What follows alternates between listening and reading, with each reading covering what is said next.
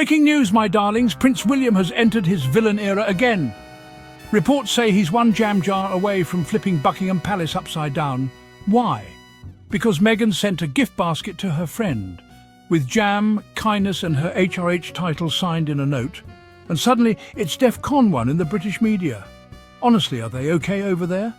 Is the jam too spicy for them? Let's break this down like it's tea time at the palace, but instead of cucumber sandwiches, we're serving straight-up facts and royal hypocrisy.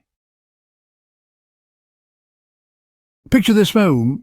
The year is 2020 and Meghan, the Duchess of Sussex, sends out gift baskets to women helped by a work support programme. A lovely gesture, wouldn't you say? Inside, amongst other goodies, a jar of homemade jam. Harmless enough, you'd think, but wait, the plot thickens. The accompanying note is signed with "Love, Meghan, the Duchess of Sussex," and crucially includes those three little letters, HRH, cue the dramatic music. The British press, ever vigilant, pounced on this detail like corgis on a dropped biscuit. "How dare she?" they cried, using her royal title for philanthropy. The audacity! Now, let's be clear, shall we? The world of royal titles is a labyrinth of tradition, protocol, and let's be honest, a fair bit of drama. When it comes to the Duke and Duchess of Sussex, the conversation around their titles has been anything but straightforward. It's a topic that sparked heated debates, endless headlines, and more than a few raised eyebrows on both sides of the Atlantic. The 2020 Sussex Agreement, yes, that infamous Megxit document, did indeed stipulate that Harry and Meghan wouldn't use their HRH titles for commercial purposes. This was a key point in the negotiations as the couple stepped back from their roles as senior working royals. The intention was to draw a clear line between their royal status and their new independent ventures. The world watched as the details were dissected, with commentators and royal watchers speculating on what this would mean for the couple's future branding and public image. But here's the rub. Despite all the headlines and heated discussions, they didn't actually lose the titles. The agreement was more about optics and usage than about stripping them of their royal designations. The titles themselves, those centuries-old markers of status and heritage, remain firmly attached to their names, at least in the eyes of the law and the royal family. They remain legally His and Her Royal Highness. It's a subtle but significant distinction. While they agreed not to use the HRH style in their day-to-day activities, especially for business or promotional purposes, the titles themselves were never revoked. It's a bit like having a key to a grand old house you no longer live in. You can't throw lavish parties there, but your name is still on the deed. A bit like that awkward family heirloom you stash in the attic. You might not use it, but you're not quite ready to part with it either. The title sits there, gathering dust, a reminder of a past life and a connection to a family legacy that's impossible to fully escape. It's both a privilege and a burden, depending on the day and the headlines. So Meghan signing off with her HRH in a personal note? Technically, it's not a breach of the agreement. The rules are clear, no commercial use. But in private correspondence or in moments that aren't tied to business or public promotion, the use of the title is, at worst, a grey area. It's not the scandal some would have you believe, though it certainly provides plenty of fodder for those eager to find fault. A tad tone-deaf, perhaps, given the circumstances and the scrutiny they're under, but a scandal worthy of front-page news? One does wonder. In the grand scheme of royal controversies, this one feels more like a tempest in a teapot. A reminder that, when it comes to the monarchy, even the smallest details can become the subject of endless fascination and debate. Enter Prince William, stage left, looking decidedly put out. Rumours swirled faster than a teacup in a hurricane. William furious. William demanding action. William arriving late to royal engagements, muttering about marmalade and misplaced titles. The media, of course, had a field day. Was this William's villain era? A sign of his steely resolve as future king? Or simply the frustration of a man who'd rather be playing polo than dealing with family drama? We may never know, but one thing's for sure. The incident highlighted the simmering tensions within the House of Windsor. And what of King Charles, you ask? the newly crowned monarch still finding his feet after a lifetime of waiting in the wings. He remained characteristically silent on the matter. Some lauded his restraint, his quiet dignity in the face of familial squabbles. Others whispered of an enfeebled king, unwilling or unable to control his sons. The truth, as always, likely lies somewhere in between.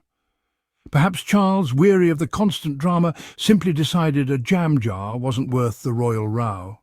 After all, he has a kingdom to run and, frankly, better things to do with his time than referee a squabble over a breakfast spread. But let's be honest, shall we? This whole Jam-Gate saga, if we must call it that, smacks of a certain double standard. Meghan, attempting a kind gesture, is pilloried for using her title. Yet, actual royal scandals affairs, questionable financial dealings, toe-sucking incidents with dubious acquaintances are often swept under the rug faster than you can say Earl Grey. It seems that in the court of public opinion, a misplaced HRH is a far greater offence than, say, a prince caught cavorting with a vacuum cleaner salesman. One can't help but wonder if a bit of perspective is in order. So, as the sun sets on another day of royal intrigue and the golden light bathes the storied walls of Buckingham Palace, we find ourselves reflecting on the true essence of royalty. What have we really learned from all the pageantry, the headlines, and the centuries-old traditions that continue to capture our imagination? We've seen that titles, those shiny baubles of tradition, the crowns, the medals, the sashes, are dazzling to behold. They shimmer with history and the weight of expectation, passed down through generations as symbols of continuity and power. Yet, so often, these outward signs of status overshadow what truly matters: the quiet acts of kindness, the moments of genuine compassion, and the simple, everyday gestures that connect us as human beings. It's easy to be distracted by the spectacle, but it's the warmth of a helping hand or a comforting word that leaves a lasting legacy. And let's not forget the humble pleasures, a decent jar of marmalade, lovingly prepared and generously shared. Sometimes it's the small, sweet things in life that remind us of what's truly important. Perhaps it's time we shifted our focus, looking less at the size and sparkle of the crown and more at the substance of the person who wears it. After all, a crown may be heavy with jewels, but it's the heart beneath it that truly matters. Imagine a world where we measured greatness not by lineage or ceremony, but by the content of one's character, the willingness to serve, to listen, to uplift others, regardless of their station in life. History shows us that the most beloved monarchs, the ones who endure in our collective memory, are those who reached beyond the palace gates. They touched lives, inspired hope, and led by example, showing that true leadership is rooted in empathy and action. A true monarch, a true leader, is not defined by their title, their regalia, or the grandeur of their ceremonies. Instead, they are defined by their actions, their willingness to roll up their sleeves, to plant seeds of change, and to nurture the communities they serve. And frankly, if I had to choose, I'd much rather have a monarch who knows how to make a mean marmalade, someone who understands the value of patience, care, and sharing, than one who is endlessly obsessed with protocol and pomp. Because at the end of the day, all the uniforms, banquets, and golden tableware in the world can't replace the simple joy of genuine connection or the satisfaction of a well-made breakfast shared with loved ones. Now, if you'll excuse me, I think it's time to step away from the grand debates and royal dramas and focus on something a bit more down to earth. I believe I have a jar of homemade jam that needs tasting. A small reminder that sometimes the sweetest things in life are also the simplest. And perhaps that's what really matters, royal or not. Ask yourselves, why is a simple act of kindness from Meghan turned into a national security crisis while real royal scandals barely get a whisper? So here we are again. Meghan shows grace, kindness and personal connection, and the palace panics like she launched a coup. William is busy pointing fingers, Charles is playing chess, and Meghan, she's just over here sending jam and good vibes. Maybe it's time the royal family stopped obsessing over signatures and started fixing the fractures inside their own house. But until then, my darlings, keep sipping your tea, because we'll be here to spill it. Don't forget to like, comment and subscribe. This is Meghan and Harry Tales, where the truth wears a crown and the hypocrisy gets called out. Catch you next time.